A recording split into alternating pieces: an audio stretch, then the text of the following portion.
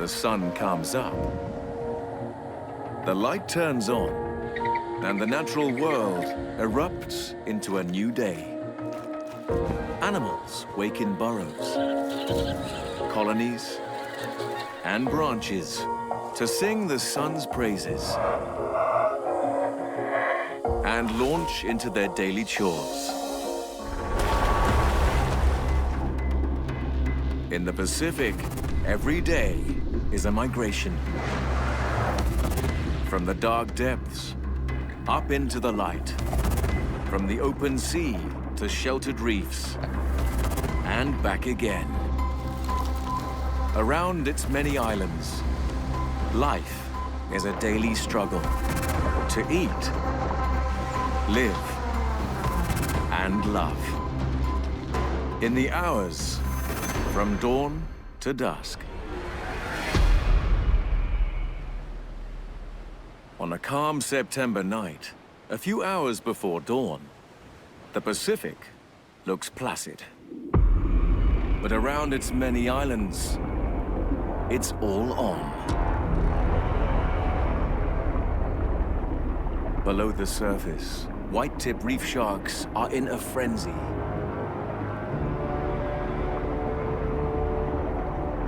They own the Pacific's reefs at night. There appears to be no prey, but the white-tips know where the fish are hiding. The sharks gather in a pack and force themselves into every nook and cranny in a group attack that lasts until the morning.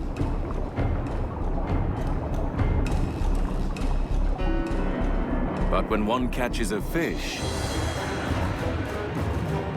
it's every shark for itself.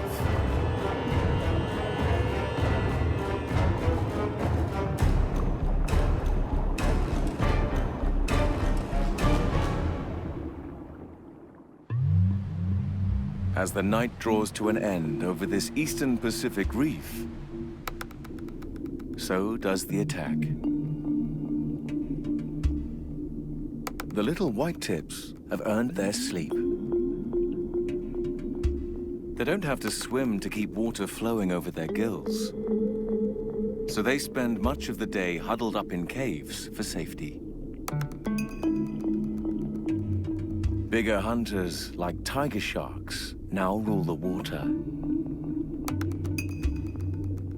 They'd eat a white-tip for breakfast if they found one.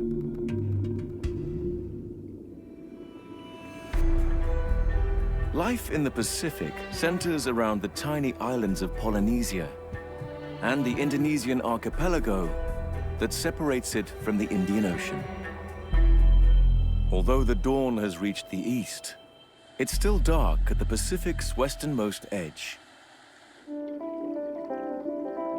In Komodo National Park, male green sea turtles catch some final Z's for the night. Wedged securely between two rocks, this guy uses only half his normal oxygen rations. But this female is hard at work. She's migrated hundreds of kilometers to be here. And that was the easy part.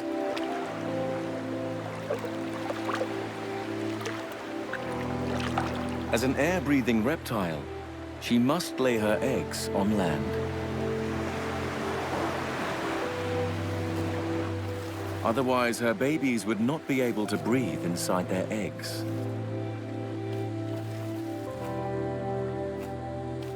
Which means Mum must drag her 200-kilo body up above the high tide mark.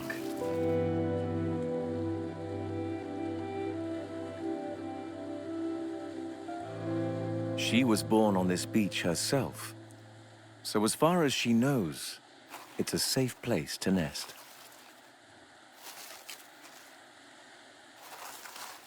But really, it's a numbers game. She excavates a hole 1 meter deep with just her flippers.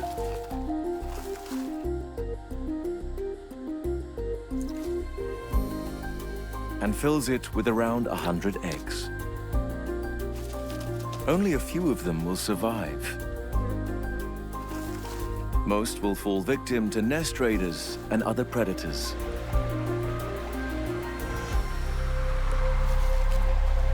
Mum has done all she can. She returns to the sea, exhausted. But her journey pales compared to what is about to unfold further out to sea. Any minute now, the world's greatest mass migration begins. As it does every dawn. Under the cover of darkness, trillions of tiny creatures have swum up from the depths to feed closer to the surface.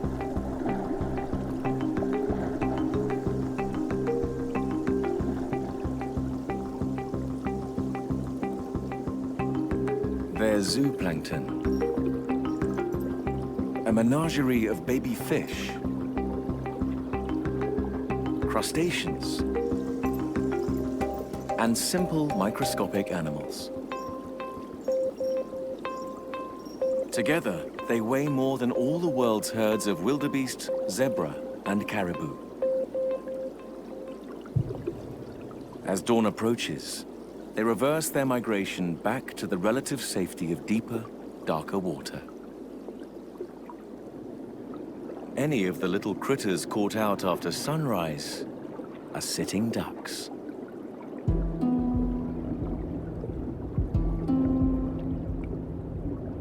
A whale shark skims off a dense patch of plankton that didn't get to safety. It's a lucky break for the world's biggest fish.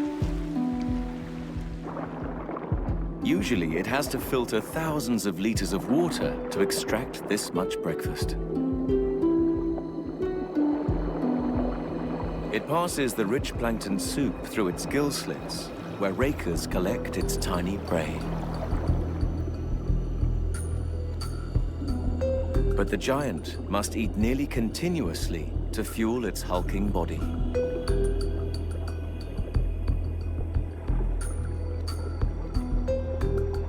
When it's finished the easy pickings, it dives in pursuit of the fleeing microorganisms. Swimming in the plankton soup are millions of fish larvae. And soon, there'll be more. In the tiny Pacific island nation of Palau, the morning of the full moon is a signal.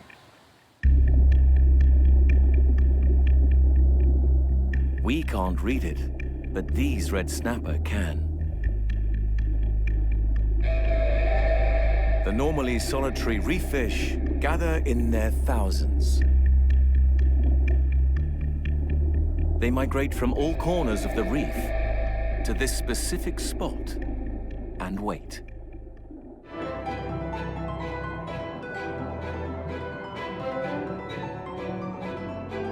When they judge conditions to be right, they swim out beyond the drop-off and fade into the blue.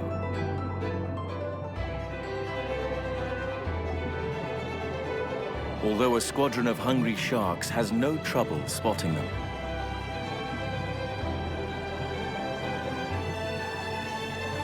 The snappers risk their lives for the chance to spawn the next generation.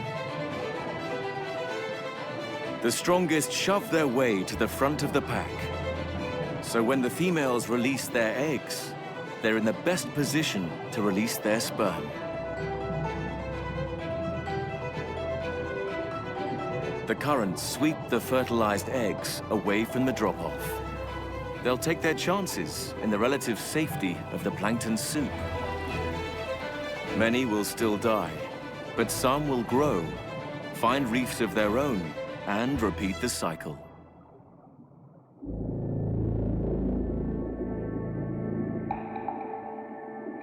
On a reef in New Guinea, one of the Pacific's most mysterious creatures searches for one last meal before it gets too light.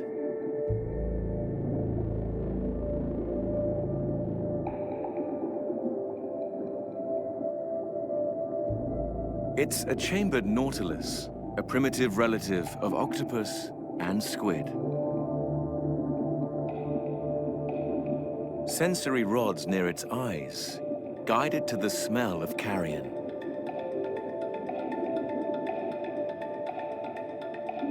Which it grabs with 90 grooved tentacles.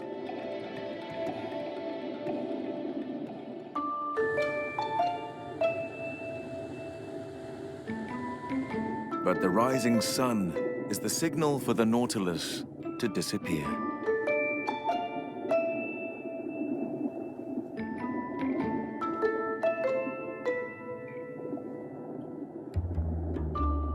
Even though its eyes are basically pinhole cameras,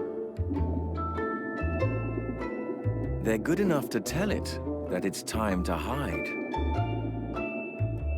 from predators with better eyesight.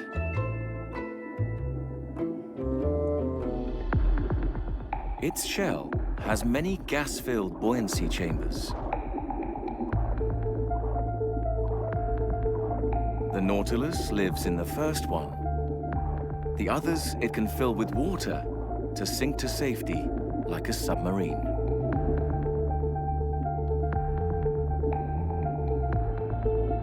Then it looks for a safe, rocky crevice.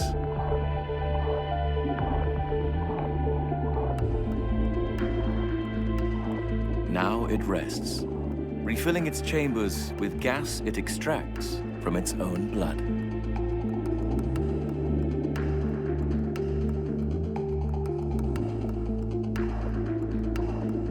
By dusk, it will have regained its buoyancy.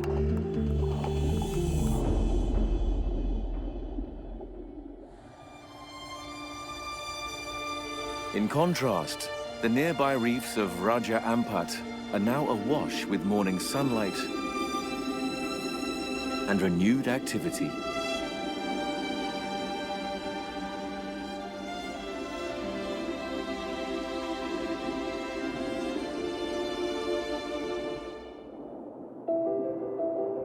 Many small fish have survived the night by hiding in crevices or friendly anemones.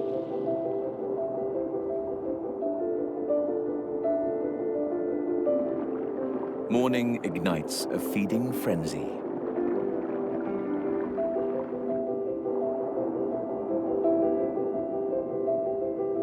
Currents churning over the reef sweep planktonic animals to the surface.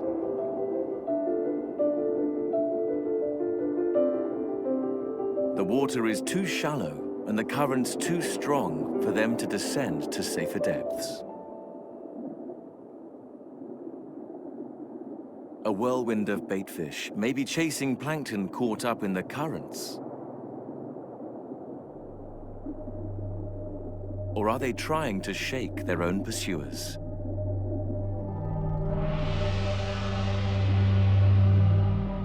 Pygmy devil rays are little cousins of the manta.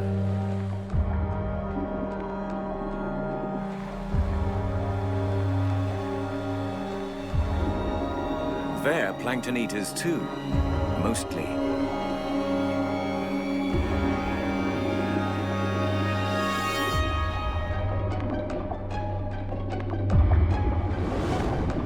They also love fish small enough to swallow whole.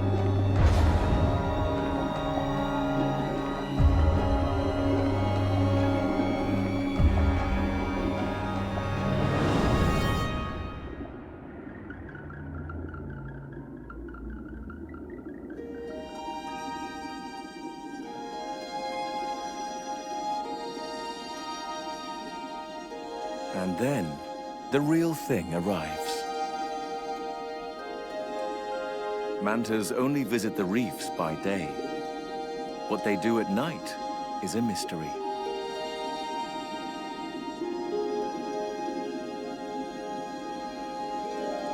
She may have been feeding on migrating plankton in the open sea, but she's still hungry.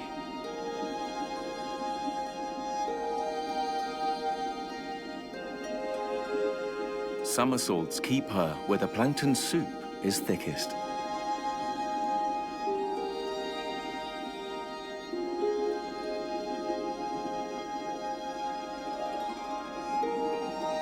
She's the first of her kind to arrive this morning. But many more are on their way.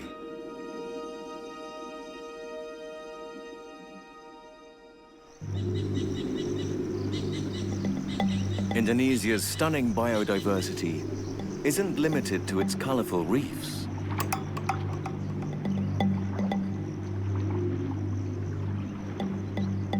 As the tide begins to ebb, even its mudflats reveal a flamboyant touch.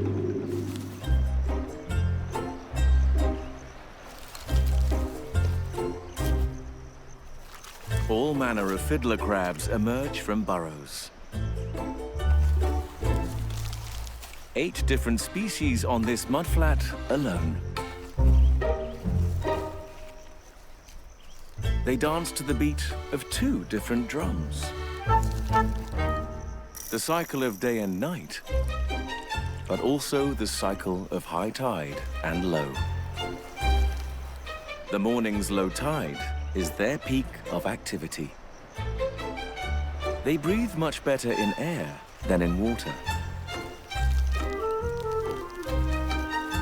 So they race to do everything they need to do before the sea returns, like cleaning out burrows damaged by the tide.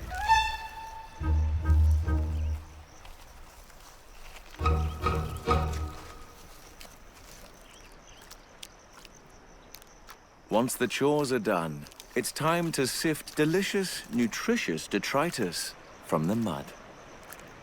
They leave little balls of inedible sand behind.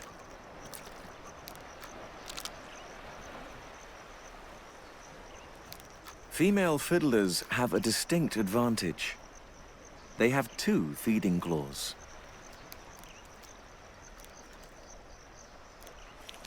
It's their preference for partners with big claws that created the lopsided males.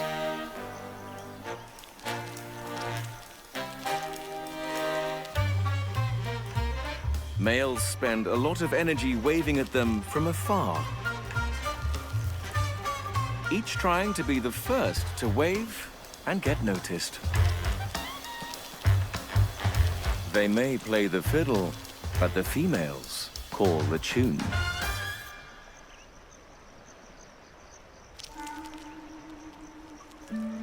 Much of the time, the only attention they get is from another male.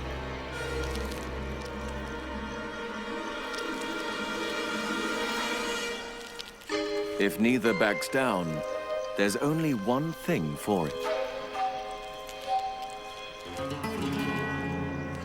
An epic claw wrestle.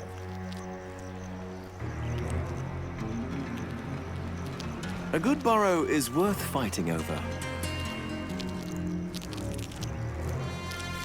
especially in front of the opposite sex.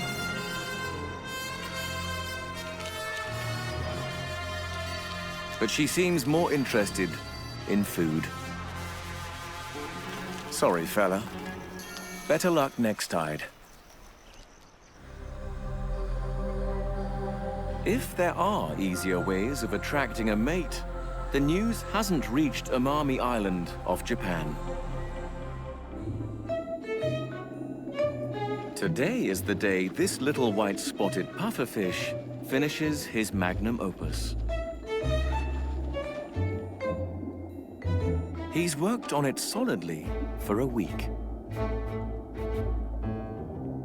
Starting with the central circle, and then the radiating furrows and ridges.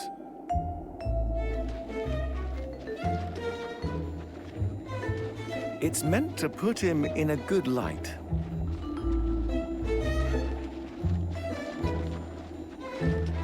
He's the only fish we know of who makes such elaborate love nests.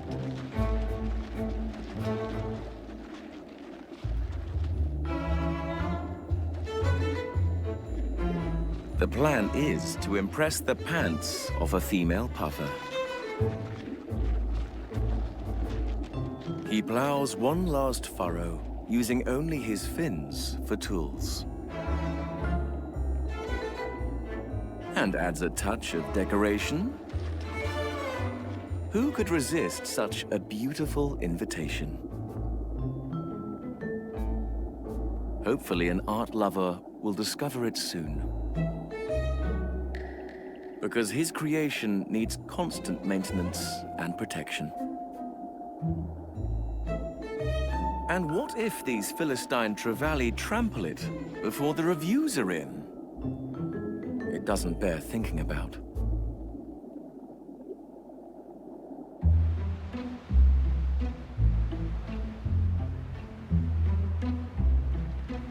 Thousands of kilometers to the south, Tasman boobies make nests that are strictly functional. By mid-morning, only one parent is on each nest. The other is out fishing to provide for Junior.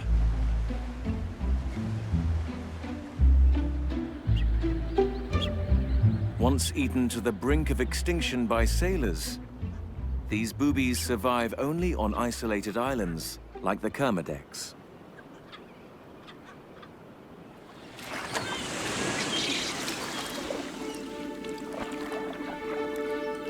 These islands are volcanic cones rising from the ocean floor. Draped in coral and festooned with rich marine life.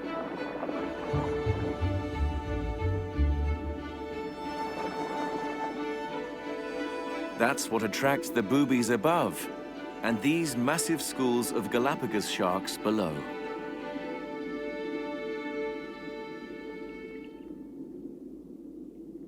But they're no threat to the island's largest visitors.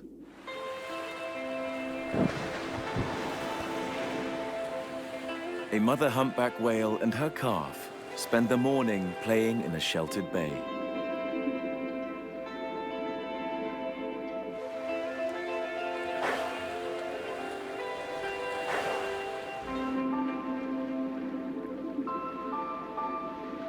They arrived at the islands 5 days ago to rest and catch their breath.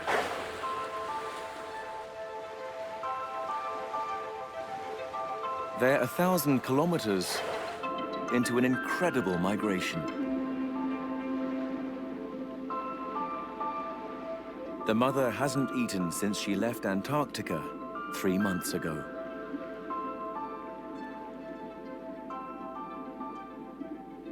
Since then, she's swum to the tropics, given birth, and suckled her calf. All of it fueled by fat reserves she laid down last Antarctic summer.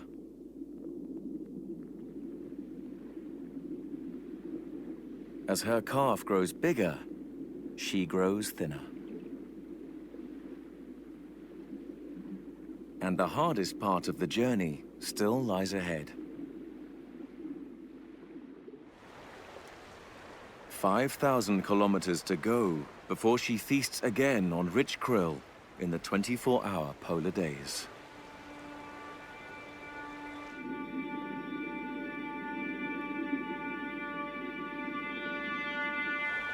Sadly, another calf was not up to such an epic journey.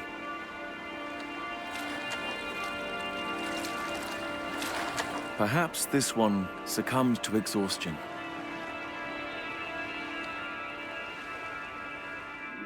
Its baby fat now fuels the Galapagos sharks instead.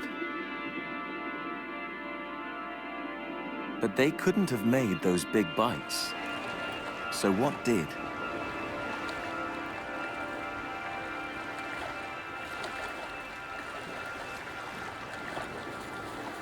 A great white returns.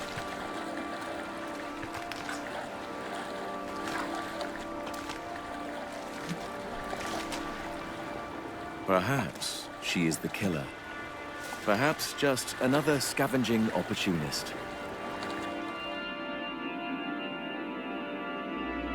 The incredible efforts this calf's mother made were for nothing.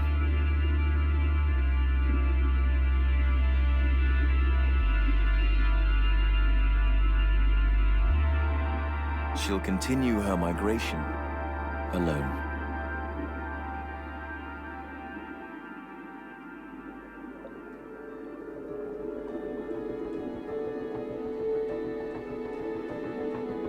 While one giant relies on fat reserves, another survives by feeding all the time.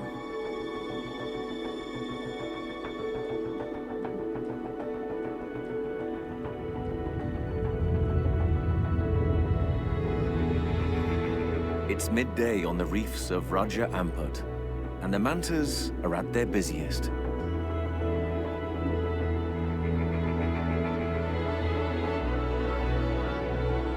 Their numbers have built all morning, and now they are at their peak.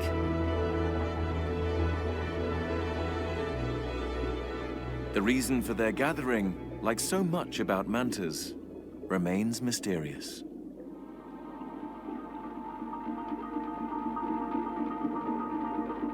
But while they are here, one of their favorite activities is getting clean. The salons are open for business, and there's a cleaner fish here for every conceivable customer. Gills are especially important to this batfish. And even the scariest morays need their vicious teeth cleaned.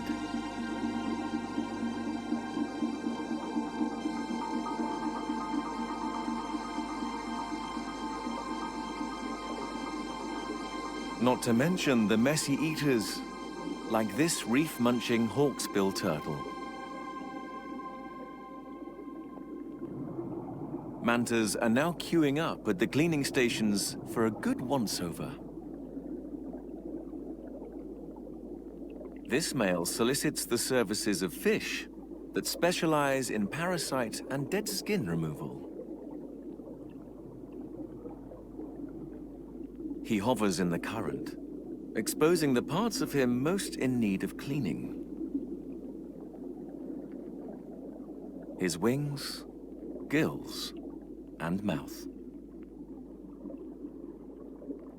As midday passes, the enigmatic mantas slowly start moving back to deeper waters.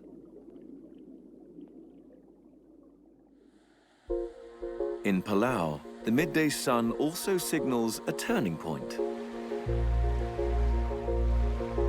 The limestone islands are remnants of ancient coral reefs. They're full of crevices that connect lakes on the islands to the sea.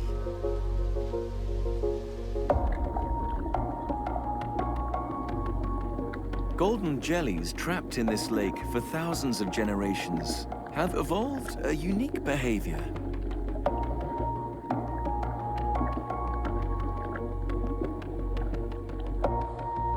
They all started the day at the western end of the lake. They'd prefer to be solitary animals. But they're all stuck in this pond together, and they all have the same plan. Head for the sun. They get 2/3 of their energy from photosynthesizing algae that live inside their bodies.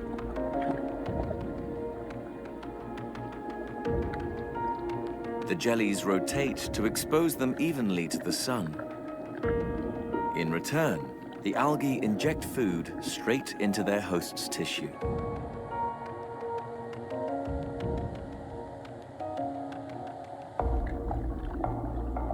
By midday, millions of jellies are halfway across the lake. Most go no further. Jellyfish-eating anemones lurk at the lake's eastern end. Any maverick jellies that venture there tend not to return. The masses turn around and follow the setting sun back to the safe western shore. It also means they'll start tomorrow morning in pole position to repeat the cycle.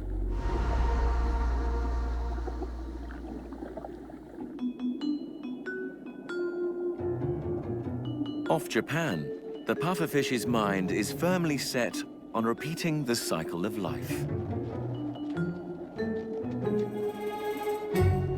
He's repaired the damage done to his 2-meter mandala by a rampaging shoal of trevally. It is once more a sight to behold. And by early afternoon, someone comes to do just that. It's a female, round and heavy with eggs. Her contribution to the next generation. Now she inspects his creation. His design is not just beautiful, it serves a practical purpose too. No matter which way the current flows, the furrows funnel fine sand to the center. It's one of the criteria on which she judges his workmanship. So he stirs it up for her to admire.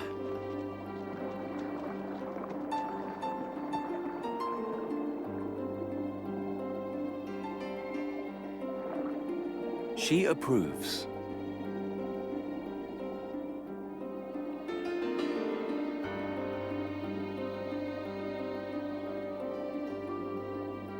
They court, ever so briefly.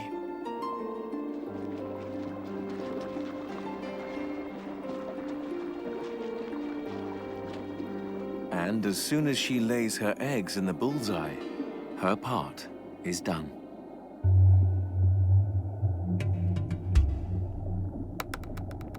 But the little male stays behind, on guard duty.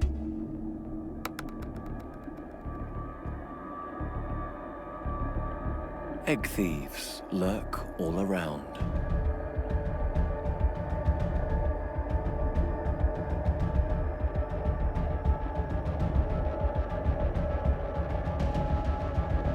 But some are very well disguised.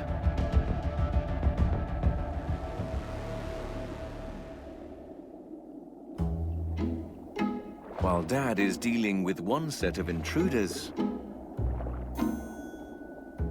another sneaks in the back way. The flounder's masterful disguise allows him to get much closer.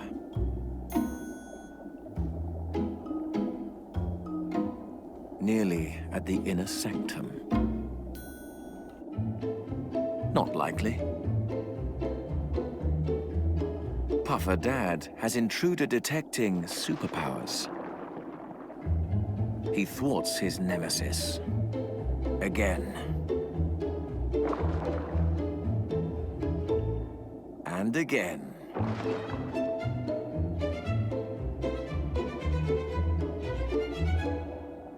And again.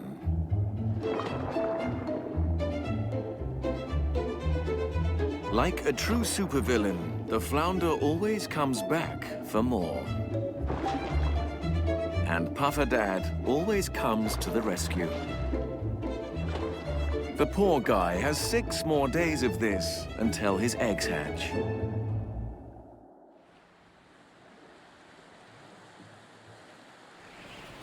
Tasman boobies parent a little differently. Their chick had a younger sibling once.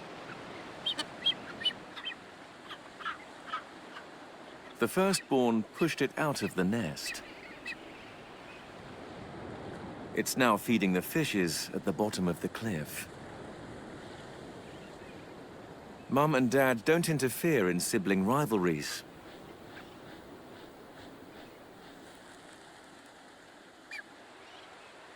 But the surviving chick gets an excellent upbringing.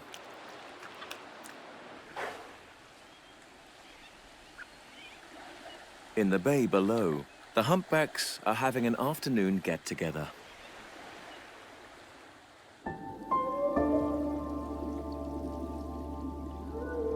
More migrating whales have made it to the pit stop in the Kermadecks.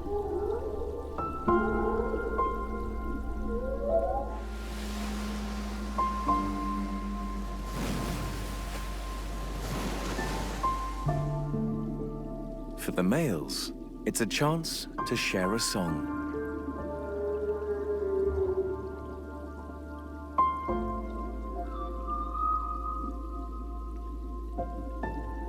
They sing for hours on end.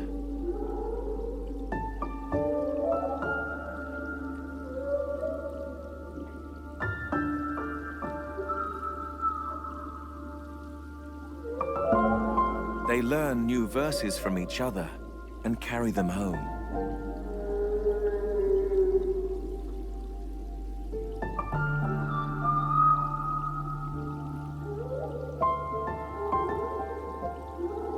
In 2019, scientists studying their songs revealed that a particularly catchy refrain spread across the Western Pacific in just 2 years.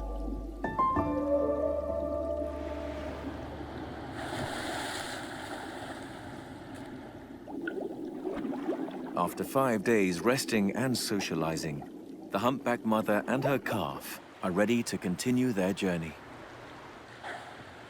They head out of the sheltered bay for the open sea. Next stop, dinner in Antarctica in 2 months' time.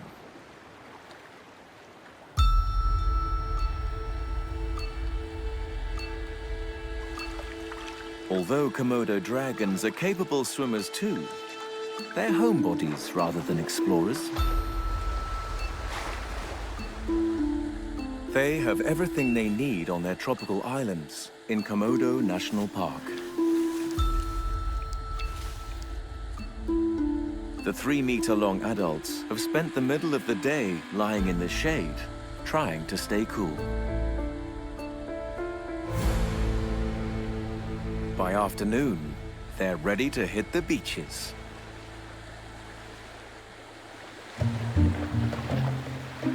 The water is refreshing, but that's not why they've come.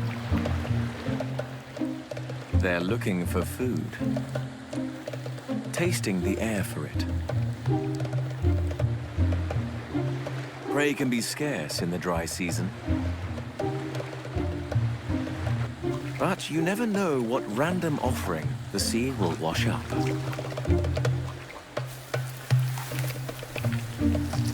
A whole turtle today. Not particularly fresh, but dragons have cast iron stomachs. There's still good meat in here, somewhere.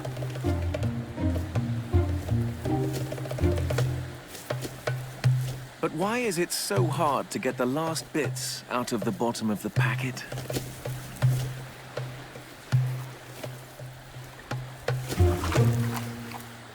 Right. What's for dessert?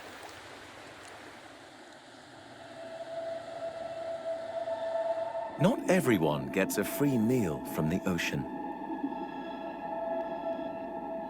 With dusk rapidly approaching, some of the park's underwater residents still need to catch a meal the old-fashioned way.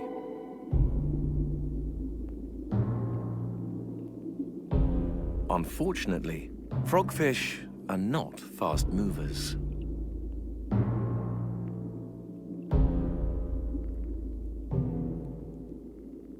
They're ambush hunters that rely on hiding in plain sight. It's a simple trick. Imitate something harmless and keep very still. I'm just a rock. I'm just a silly old sponge. Its prey doesn't suspect a thing. But the frogfish spies, all with its beady little eyes. Still just a sponge. No, I'm not. And I'm fast when it counts.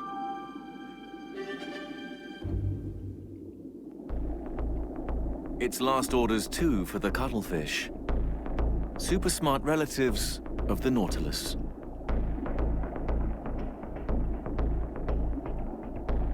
Unlike the pinhole eye of its cousin, this broad-club cuttlefish has finely crafted lenses.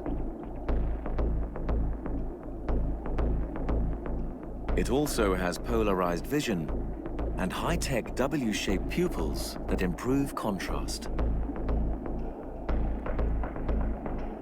The tools of a daylight hunter, so he'd better get a wiggle on. Crabs hoping to stay still and not be noticed seldom get away with it.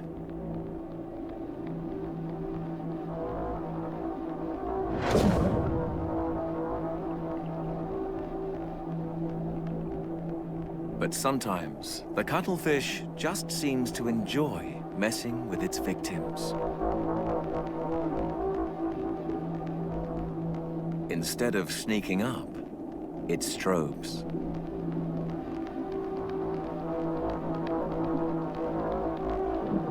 The crab seems hypnotized by the light show. Mind blown. It's dinner.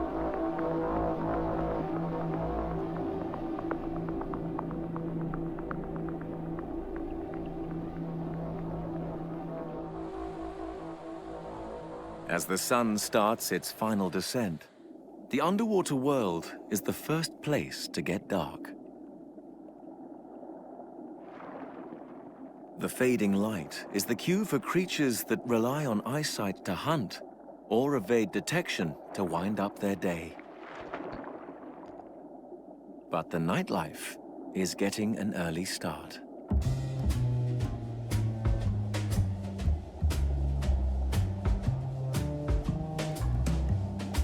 Glamorous female Mandarin fish gather on outcrops. They've come to watch the bigger males strut their stuff.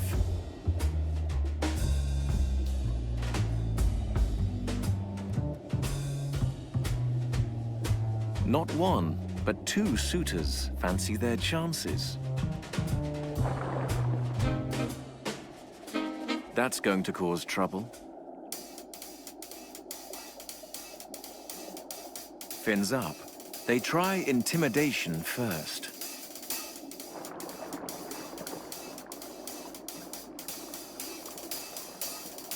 When that fails, it's on.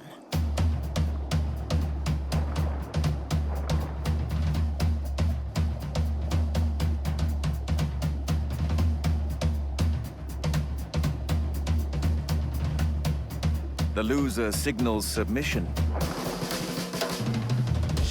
and slinks off to cool his heels in a crevice.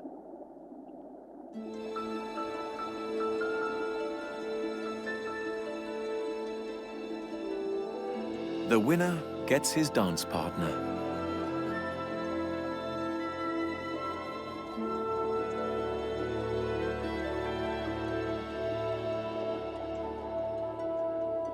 He lifts her up high on his pelvic fin, in an intimate embrace that ensures they're as close as can be when they release eggs and sperm in perfect synchronicity.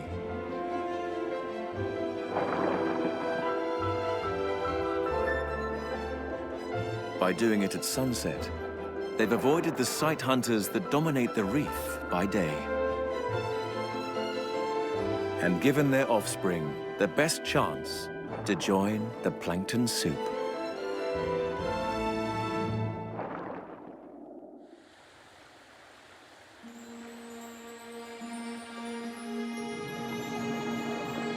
On the reefs, the time of sharks is here again.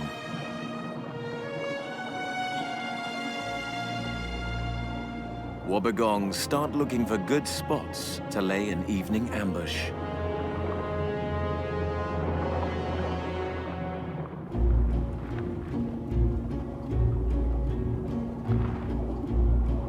And another strange walking predator appears. A shark this time.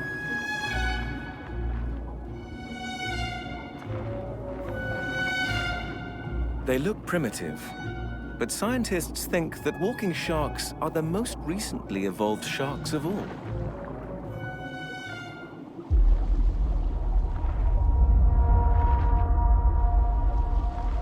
It's the ferret of the reef.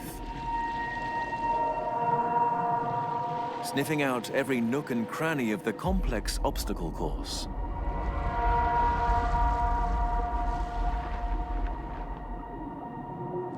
Crabs, little fish, or seafloor-dwelling worms are what it's after.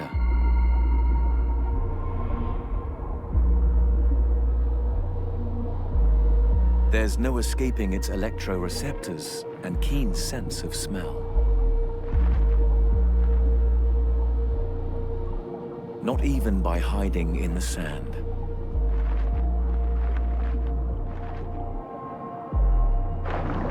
The worm stays in, the sand gets blown out.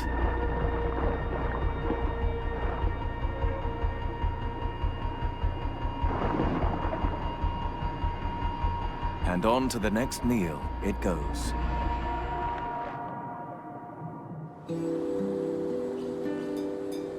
Now it's getting dark above the waves too. In the jungles of the Philippines, another highly specialized predator gets ready for action. It's a tarsier, the world's only purely carnivorous primate. And weighing 160 grams in the rain, one of the smallest.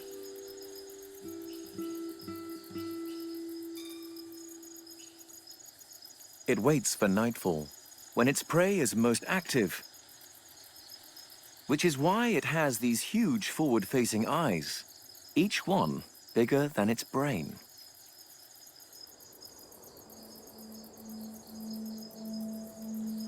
Now, to find a meal. And avoid run-ins with its own nocturnal predators.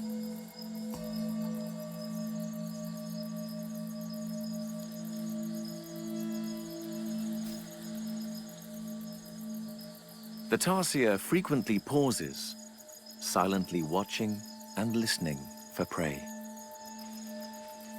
But some of its own predators are also silent assassins.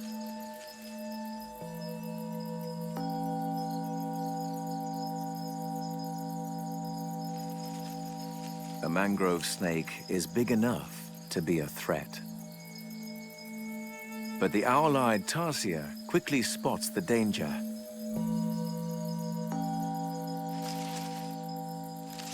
It leaps to the safety of a tree 3 meters away and refocuses on its main mission.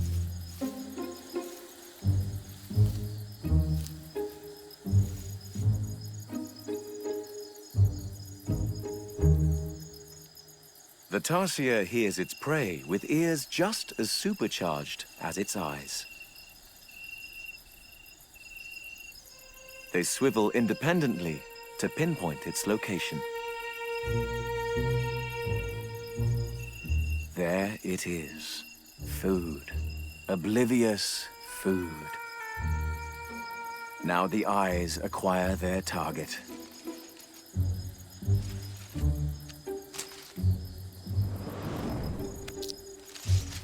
The silent tarsier has the element of surprise.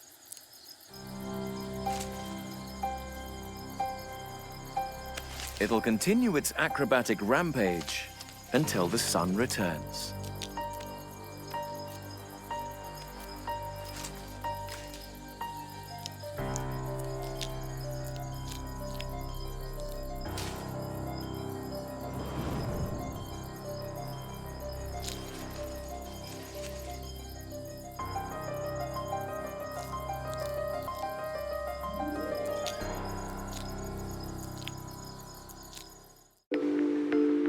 The sun comes up, the light turns on, and the natural world erupts into a new day. Animals wake in burrows, colonies, and branches to sing the sun's praises and launch into their daily chores. In Australia, every day is a fight for survival. As creatures found nowhere else on Earth search for food, fight for dominance, raise their families, and try to avoid some of the deadliest predators in the world. All the daily dramas of their lives unfold in the hours from dawn to dusk. 6:15. Dawn breaks on the first day of spring in Australia. It's sun up in Sundown National Park. And some Aussie icons are up bright and early.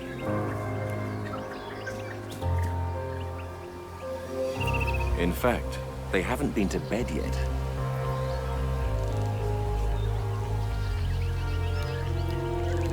A mob of eastern grey kangaroos grazes in the grasslands while the morning air is still cool.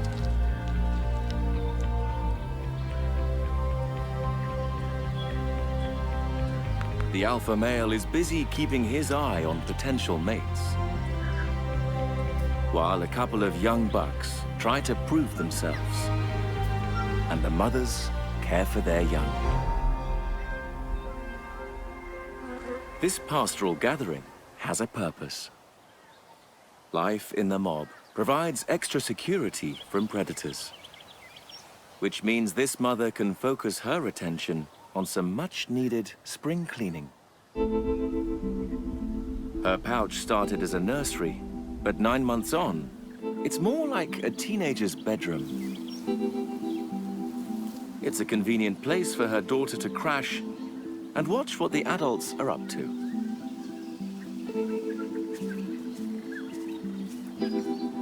Hopping again. Why are they always hopping? Clearly, it's a skill she's going to have to master to be like the grown-ups. One day, she too will leap 8 meters in a single bound.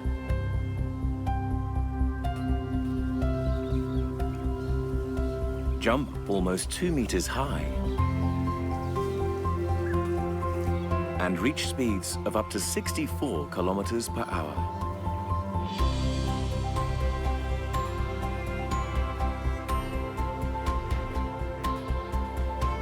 But she's a way off from that.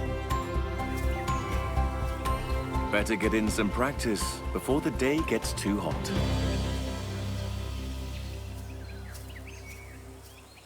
Off to work on that hopping thing. See you later, Mum.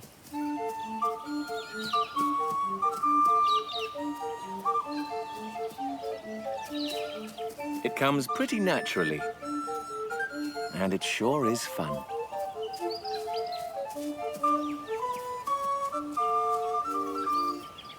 She's almost impossible to supervise. Frankly, it's exhausting just to watch. When she pops home for a refreshing gulp of milk, Mum signals playtime's over. She shows her daughter the pouch. But Junior has other ideas. Australia's largest bird of prey has also noticed the commotion. Bagging a joey is well within the wedge-tailed eagle's abilities.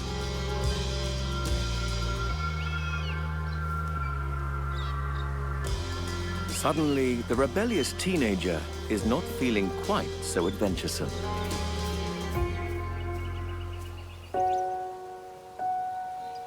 She hightails it back to the safety of her bedroom. Australia's an island so big, it made the cut to be a continent. Tasmania, the little island off its southern coast, is about the size of Ireland. It's barely 7 a.m. And while the day is just beginning for many, it's well and truly ending for one very weary wombat. Nocturnal by nature, he's had a busy night foraging. Now he stumbles home to his burrow, only to find some young upstart has taken it over. And the squatter has no respect for seniority. He knows when he's beaten and drags his tired bones off to find another burrow.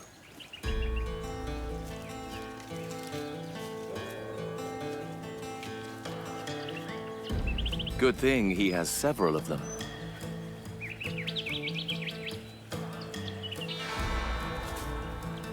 Bed at last.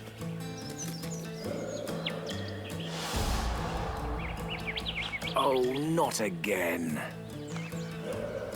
He might feel entitled, but the fact is, wombats have overlapping territories and a limited sense of ownership.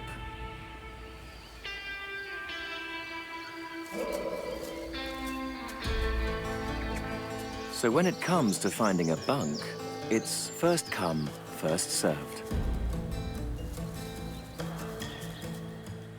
Still, he'd better find an empty one soon, because the day's warming up. And he can't sweat to regulate his body temperature. Once the mercury passes 25 degrees, he's in trouble.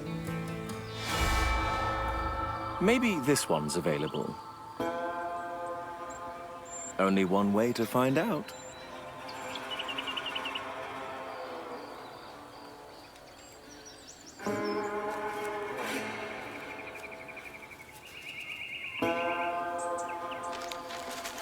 Third time's the charm.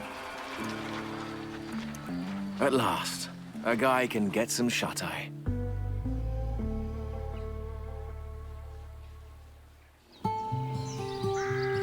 Back on the mainland, another Aussie icon should be sleeping too. It's what koalas do, up to 22 hours a day. But this morning, one mother and her baby are wide awake. Mum's got big plans today. Her daughter's first climbing practice.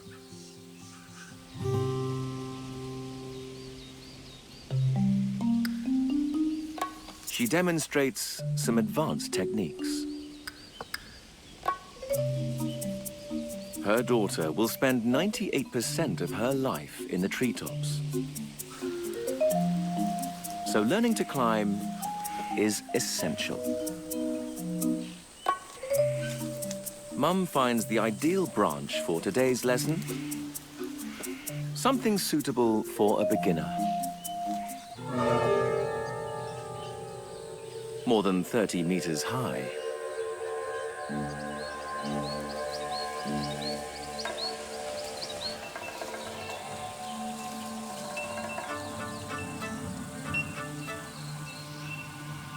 And then, off come the training wheels.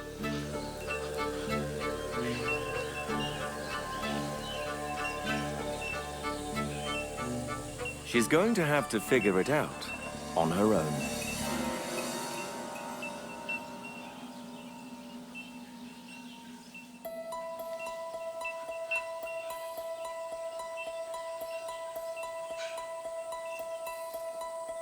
Eventually, separation anxiety wins out over fear of heights.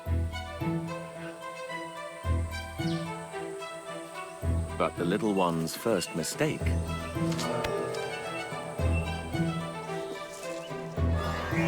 could easily become her last.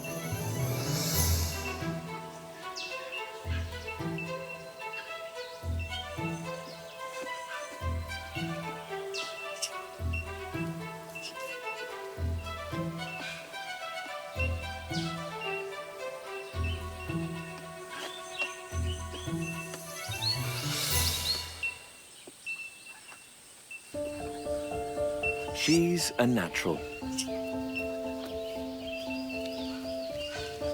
But that's more than enough for one day. She's taken her first steps towards independence. But until she can climb confidently, she'll remain dependent on Mum.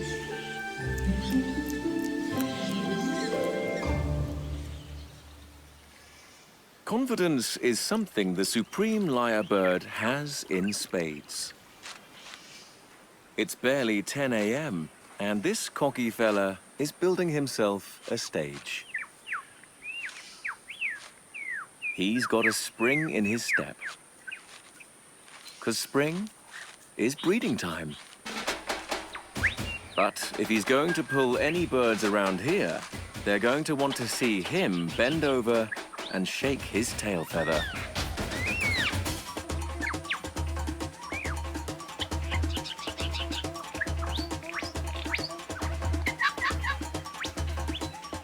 As far as he's concerned, he's got the moves. But his audience seems more interested in the concession stand than in what's happening on stage. So he goes full tilt, adding a musical number to his routine.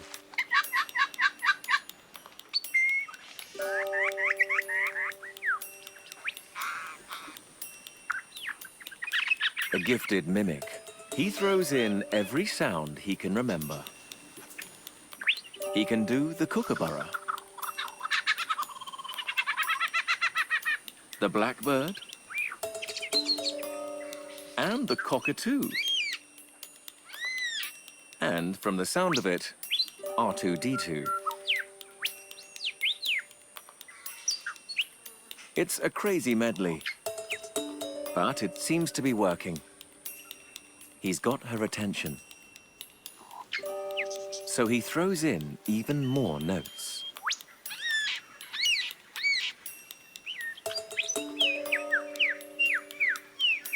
He pulls out all the stops.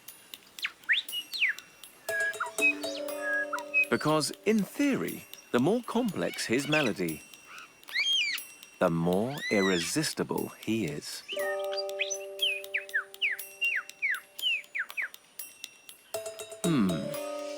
Food or a bit of cock-a-doodle-doo? Food. After all that effort.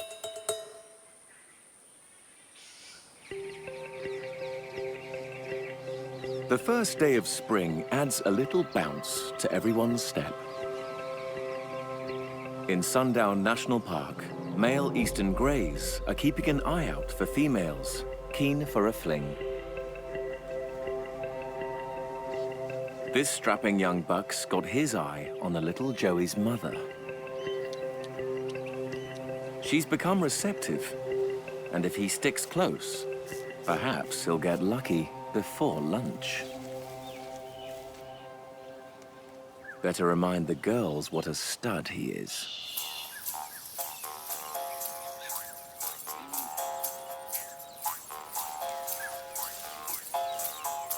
Standing tall and scratching nonchalantly, he does his best to look cool in front of the ladies. He even tries a direct approach. But it's all bravado. He's only just reached sexual maturity, and his attempts at wooing are as awkward as a teenage crush. He follows them around, clucking.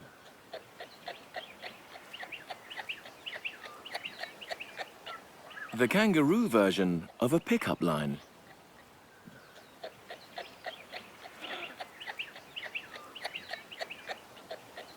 But they're not interested in a fumbling adolescent. They've only got eyes for this guy. The alpha. He's larger, extra buff, and experienced.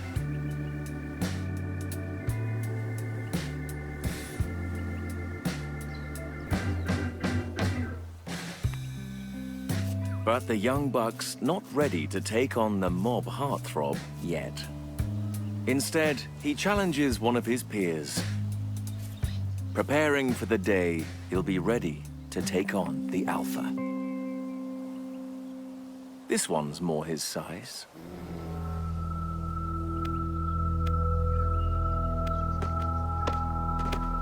It's not exactly a heavyweight bout, but their claws are sharp and can do real damage. He searches for an opening, circling his opponent like a boxer in the ring. Neither wants to lose face in front of the girls. So, it's on.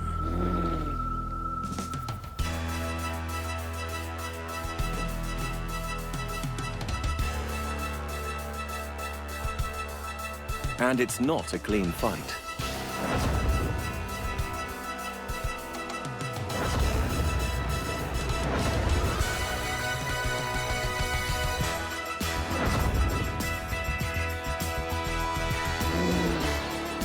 But with one well-timed kick,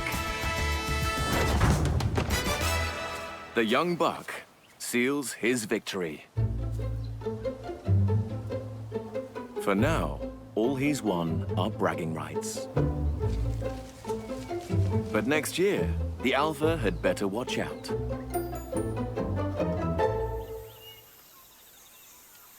Morning in northern Queensland is no less dramatic. But you have to look a little harder to see it. For this female St. Andrew's cross spider, rebuilding her web is the first chore of the day.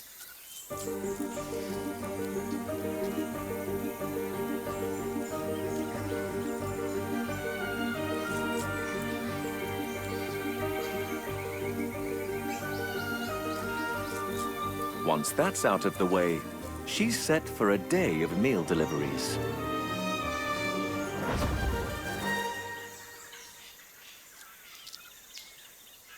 At any given moment in Australia, 10,000 types of spider are trying to kill something. And one has its eyes, all 8 of them, on the cross spider. The Portia spider is a spider-hunting spider. She's less than half the size of her intended victim, but bigger isn't always better. What she lacks in brawn, she makes up for in processing power and superior senses. She stalks her quarry patiently, using trial and error to figure out the best approach. She may even remember from previous hunts that cross spiders have poor eyesight.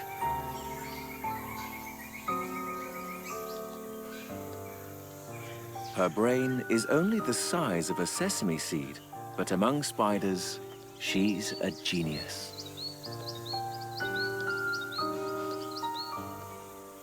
She gets herself into a prime attack position.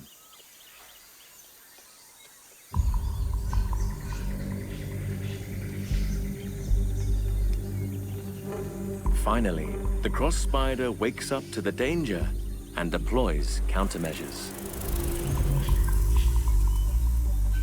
Her wild trampolining creates a targeting problem for the Portia. But she stops too soon. The hunter seizes the opening. Acute vision helps her to calculate the distance, timing, and angle of her jump. Fast-acting venom does the rest.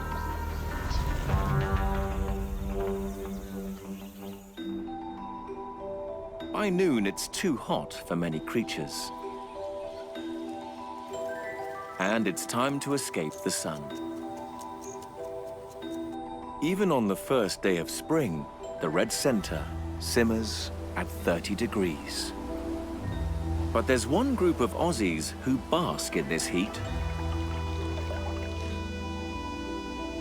The country boasts more reptiles than anywhere else on Earth.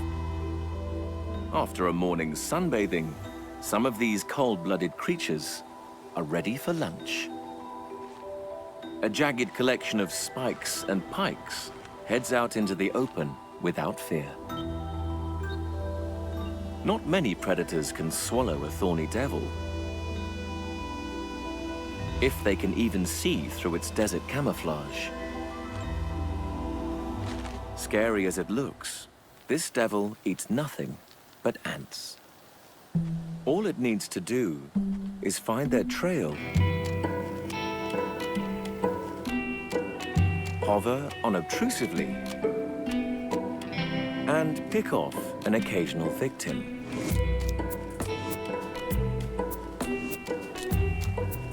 No one will miss this one.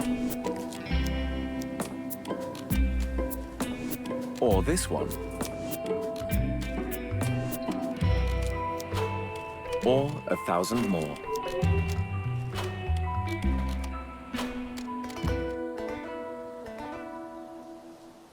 But ants won't cut it for Australia's biggest land reptile.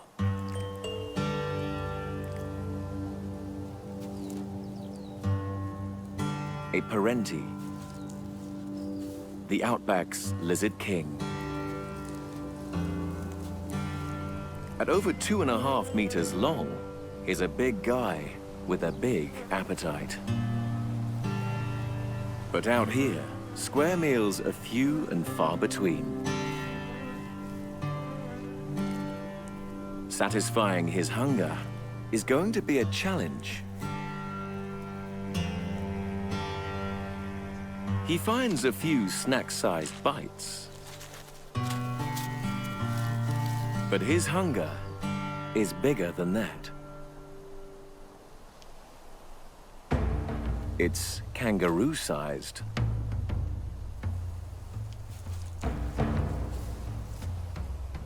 He's brought down young kangaroos before. But can he take a fully grown one?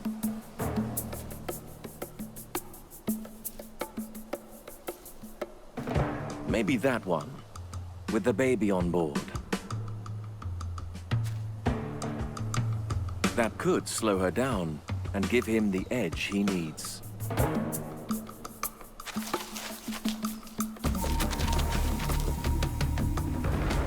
Speed is his secret weapon. One of the world's fastest reptiles, he sprints at 40 kilometers per hour. Not far shy of the kangaroo's top speed.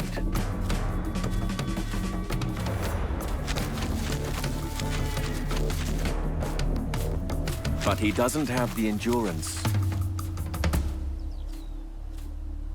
The warm-blooded mammal has him outclassed. Not all is lost. He can taste death on the air.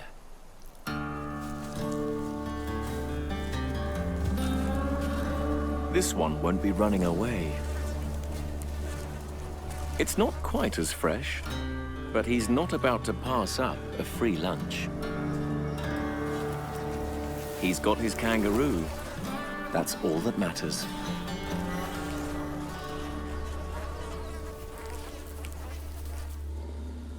In Cape Otway, spring fever reaches fever pitch. Testosterone levels are as high as the noonday sun. Male koalas bellow their whereabouts to potential mates. They yearn so loudly that they can be heard several kilometers away.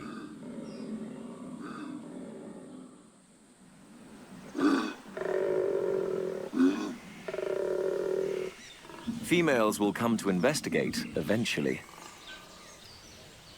But this young guy's too impatient to wait.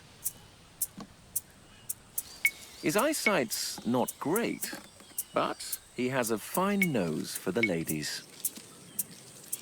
This urine trail smells distinctly like someone is ready to mate. He wastes no time. He won't be her only gentleman caller.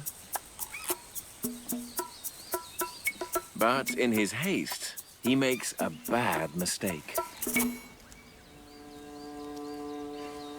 He trespasses into the territory of a larger male, who's not about to let some little twerp weasel his way into his patch.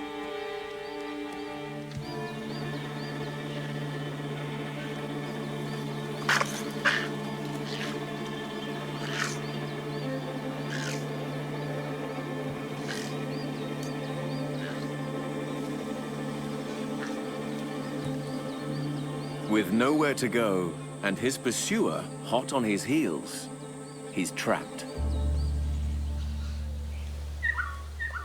But the larger male seems to sense the branch isn't strong enough to hold them both.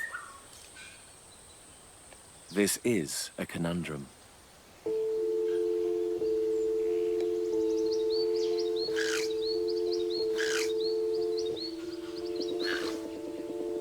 The little upstart is ripe for a beating. But then again, that branch could break, and nobody wins.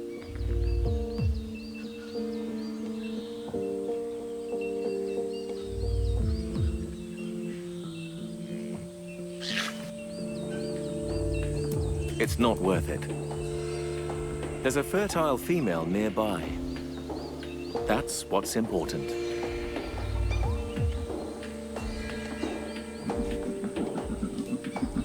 He leaves his young rival with a stern talking to.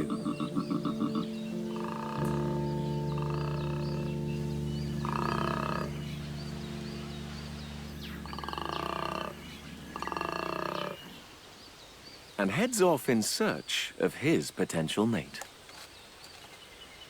leaving the upstart with a bruised ego, but with his desire to mate very much alive. It's 2 p.m, and the lyrebird is still singing and dancing his heart out.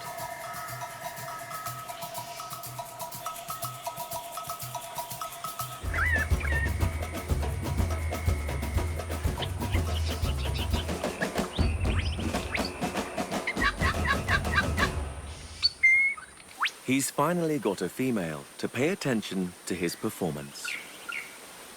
But he's also attracted a rival song and dance man. And the itinerant performer clearly wants to upstage him.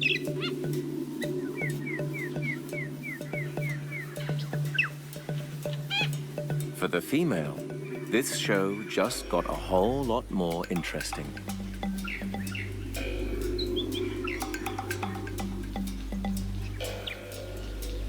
She's got 2 contenders trying to outsing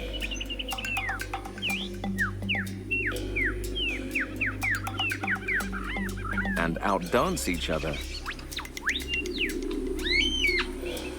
for her viewing pleasure. Enough is enough. The original male decides it's time to make his rival exit. Stage left. But when he returns after the intermission, his audience is gone. Rather than catching a show, most are just out for dinner. In which case, it's better to lose the flash and blend in. Australia has over 140 species of snake hiding in plain sight. And more than half of them armed with toxic venom. This one lives up to its name. The death adder.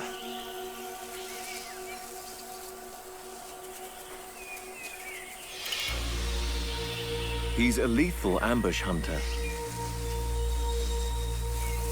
Camouflaged beneath the leaf litter, he makes himself almost invisible. Now, it's a waiting game. Several dusks and dawns could pass before a meal strolls by.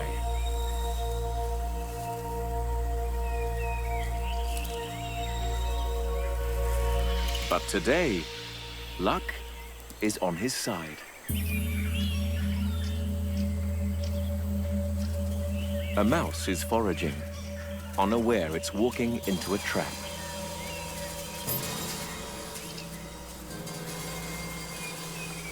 The death adder has one of the fastest strikes. In 1/7 of a second, it's all over.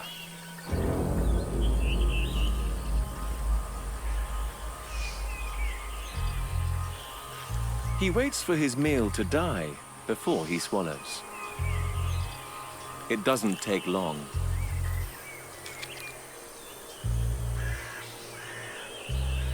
That will hold him for another week.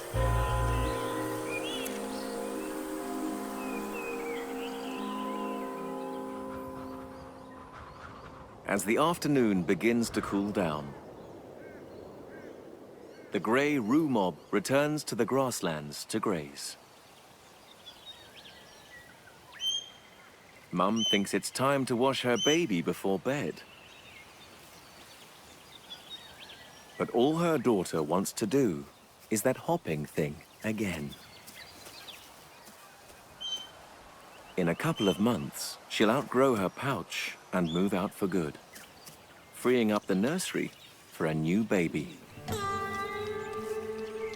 Her mum's already receptive and could conceive before her daughter is ready to leave.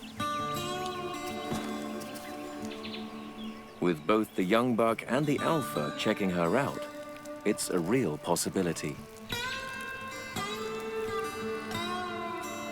Luckily for Junior, her mum can pause her pregnancy for up to 11 months.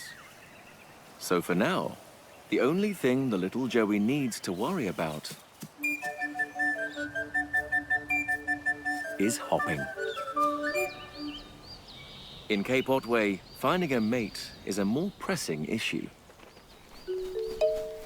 After this morning's run-in with a larger territorial male, the young koala needed to regroup.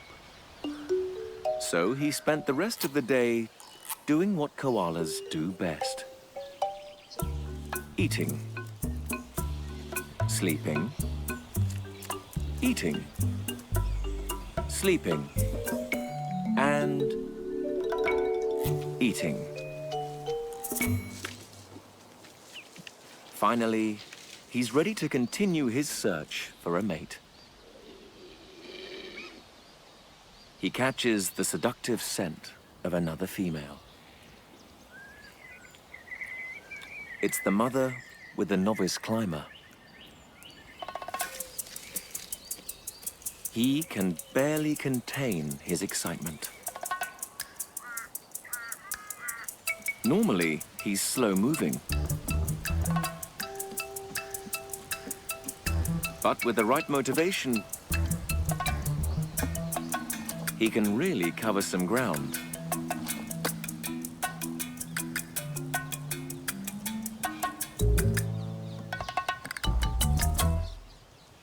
When he gets closer, he loudly declares his intentions.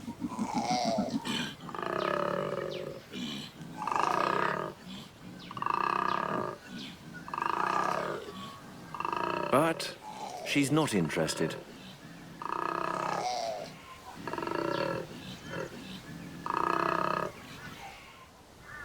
She already has a baby to care for.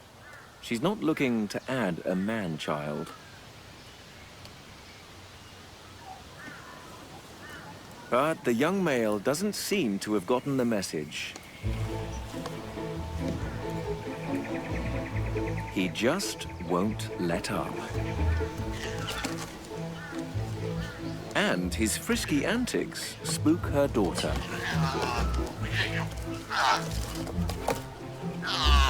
Hardly the way to a woman's heart.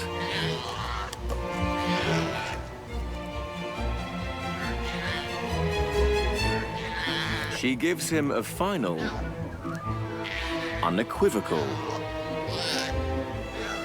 no.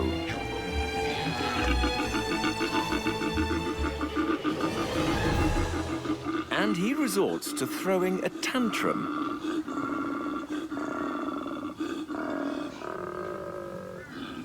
But now the sulking male is blocking the path to her baby.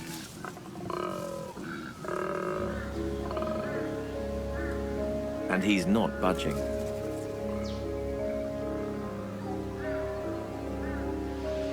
The little koala plucks up her courage.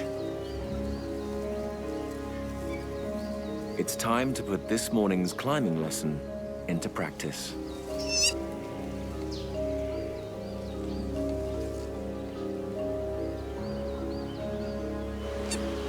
But there's no easy way to get by the male.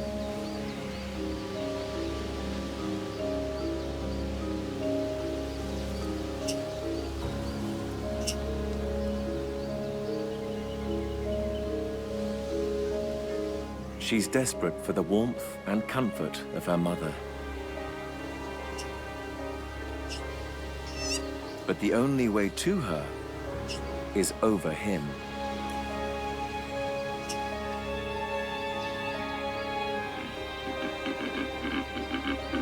It's a dangerous move. He could throw her off at any moment.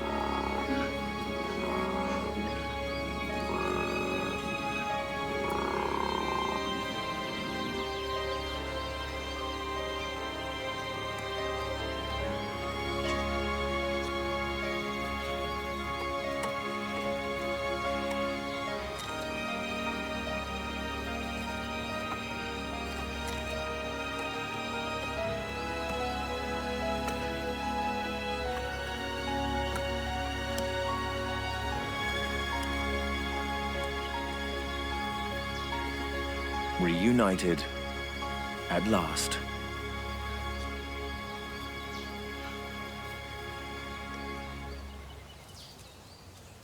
Now to shake Mr. Desperate.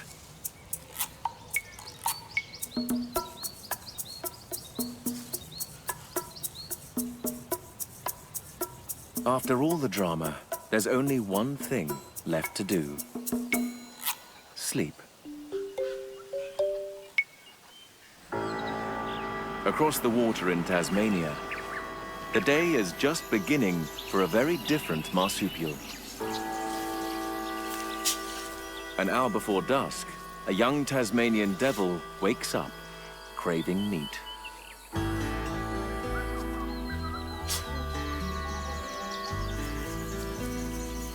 He's recently separated from his mother and is still getting used to looking for his own meals. He starts searching for something small to begin with. He's in luck. A lizard.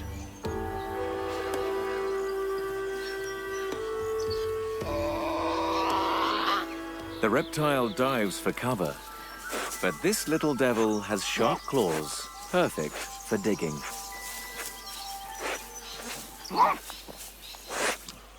It's a good start, but it's only an appetizer. He's going to need something more substantial to satisfy his appetite. There's an unfamiliar scent on the air.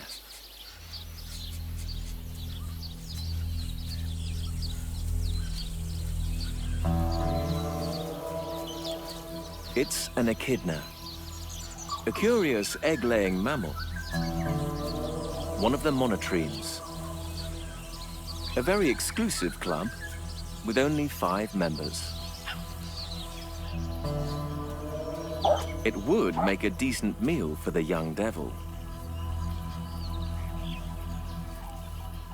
But it's a real prickle of a problem. While he tries to figure a way past the echidna's formidable suit of armor, another hungry devil wants to have a go at solving this spiky puzzle.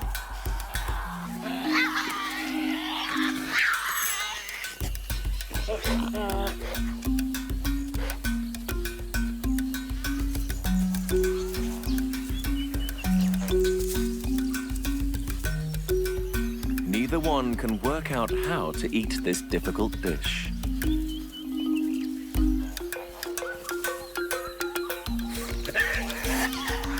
But they do know one thing. Whatever it is, they don't want to share it.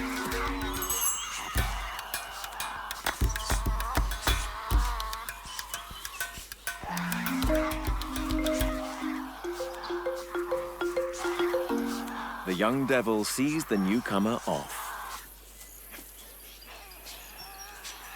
and returns to claim his prize, only to find his meal has made a getaway. Maybe it's for the best. It's almost dusk, and back in the grasslands, the eager young buck is checking out the little Joey's mother again. But the alpha is not having any of it. If anyone's going to mate with her, it will be him.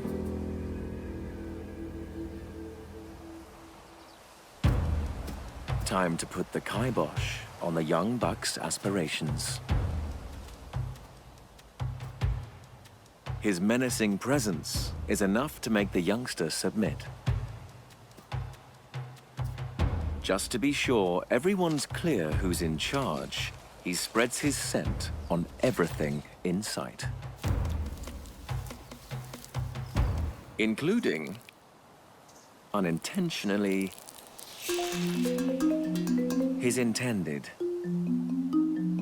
Not his best work.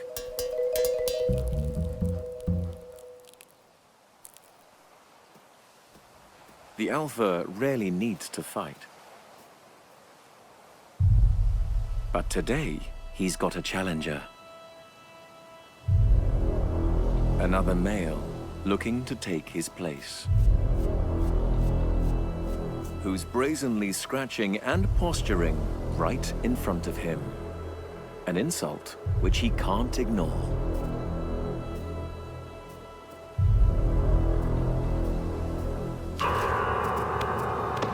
But the challenger's no match for him, and he swiftly puts him in his place. Still got it.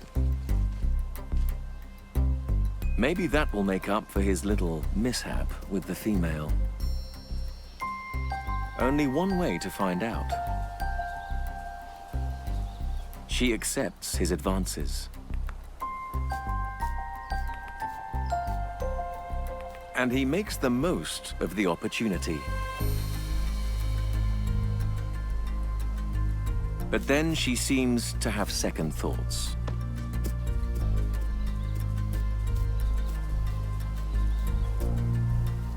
He tries again, but she's done.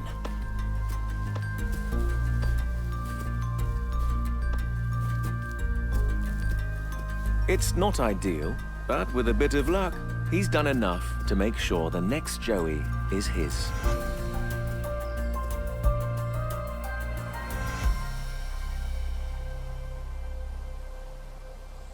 As the first day of spring draws to a close, in the Roper River, one deadly predator is preparing for dusk. This freshwater crocodile has spent his day sunbathing. He's fully charged and looking for dinner.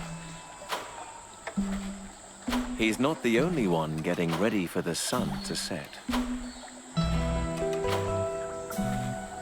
High in the canopy, a colony of fruit bats is waking up.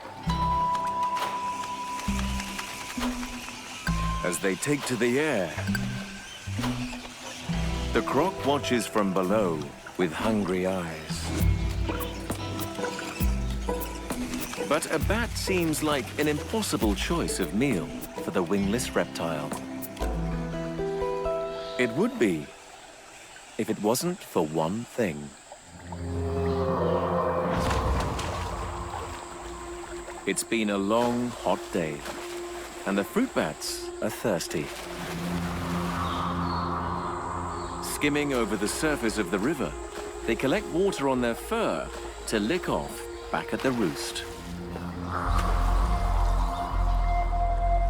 That opens a window of opportunity for a split second.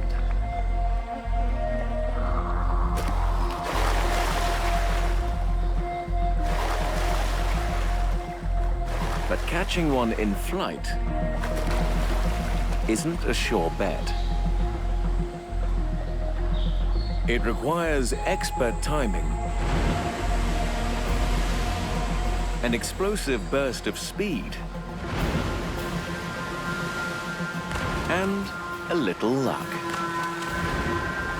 His success rate is anything but good.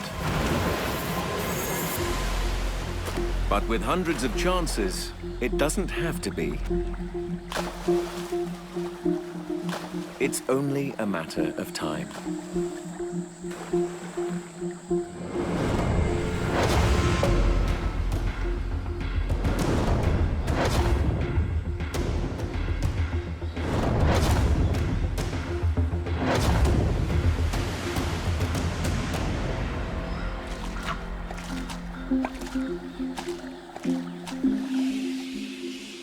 The flying buffet doesn't last long. As darkness falls, the surviving fruit bats head into the night.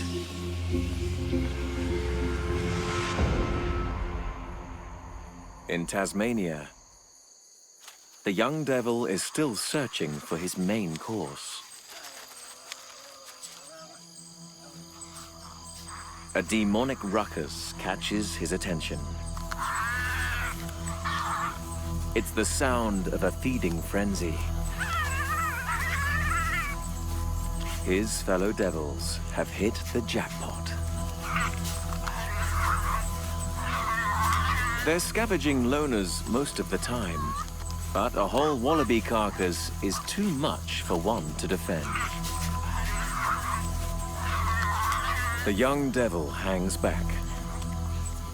Taking on a lone rival is one thing, but this lot are another story.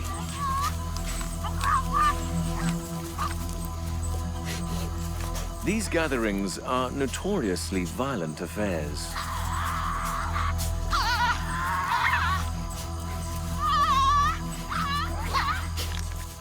He's late to dinner, and they haven't exactly saved him a seat. Devil dining etiquette requires him to wait till one of them has finished, or until two of them leave the table fighting.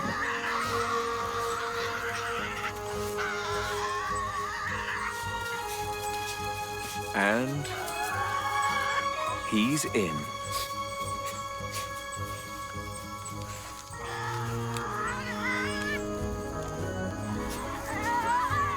Within an hour, there's nothing left of the wallaby. And the young devil has had his fill. He'll continue to hunt through the night.